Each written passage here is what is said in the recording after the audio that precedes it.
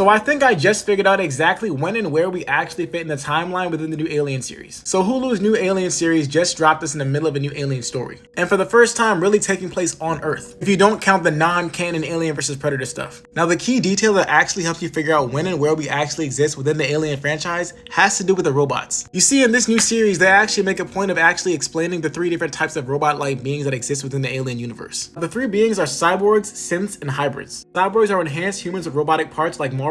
Synths are the main robots that we're used to seeing in the Alien series like David, as well as Ash from the original Alien movie. And then we have hybrids like Wendy. Hybrids are the most advanced robotic being that currently exists, as it's a human soul placed inside of a synthetic body. Now taking all that information about the different types of robots, it can actually easily help you figure out where we actually fit on the timeline. And it really has to do with these 3 specific characters in the show. Morrow, the cyborg, Yutani, who is actually the granddaughter of the original Yutani, and Boy Cavalier, the owner of the newest company within the Alien series, Prodigy. Now Morrow is the sole surviving cyborg that actually crashed the ship onto Earth that actually brought the alien. Pretty much the character that started the entire plot of the Alien Earth series. Now there was a specific scene in episode 3 where he actually got on the phone and talked to Yutani, who we initially thought was the original Yutani, her grandmother. Now that same grandmother is actually the same woman that actually combined companies with Peter Weyland. And we all know from Alien Prometheus and Alien Covenant that Peter Weyland's actually the one that created the synthetic beings like David in the Alien series. David's essentially the first model of synthetic being that we actually have within the Alien franchise, who led to other models being created like Ash in the future. This is also how we know that the original Alien movie that came out in the 1970s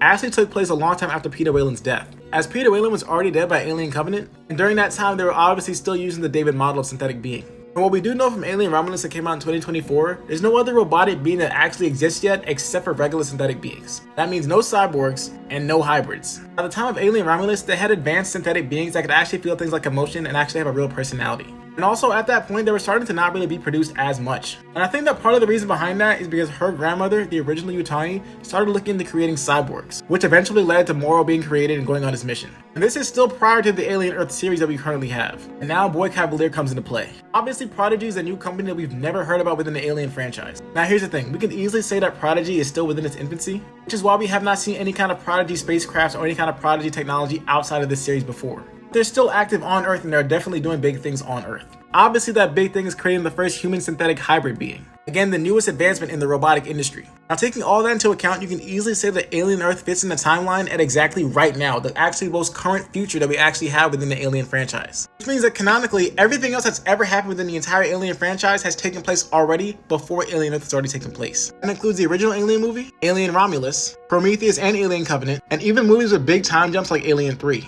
Because we know that the Alien vs Predator series and Alien 4 is actually not canon, we can pretty much confirm that Alien Earth is actually present day as of right now within the Alien franchise timeline.